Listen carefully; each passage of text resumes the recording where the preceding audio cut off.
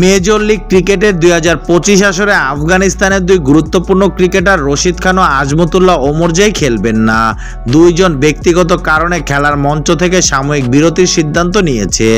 2024 সালে MI new ইয়র্কের সেরা বোলার ছিলেন রশিদ খান।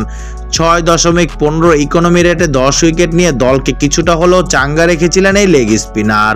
তবে এবারের আসরে তাকে পাচ্ছে না ফ্র্যাঞ্চাইজিটি, যা নিঃসন্দেহে বড় ধাক্কা হিসেবে দেখা হচ্ছে।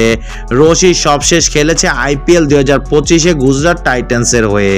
তবে আইপিএলে এটি ছিল তার সবচেয়ে খারাপ মৌসুম।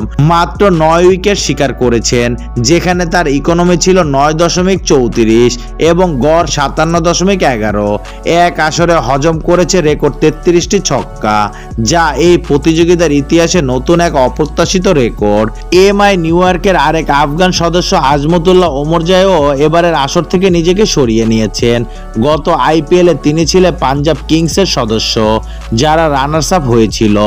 তবে কিছুটা স্বস্তির খবর হলো আফগানিস্তানের 3 ক্রিকেটার নাবিউল হক, নূর আহমেদ এবং ওয়াকার সামাল খেল ইতিমধ্যে তাদের ফ্র্যাঞ্চাইজি দলে যোগ দিয়েছে। তাদের অংশগ্রহণ নিয়েও সংশয় ছিল, কারণ যুক্তরাজ্য সরকার সম্প্রতি 12টি দেশের নাগরিকদের জন্য নতুন ভ্রমণের নিষেধাজ্ঞা জারি করেছে, যার মধ্যে আফগানিস্তানও রয়েছে।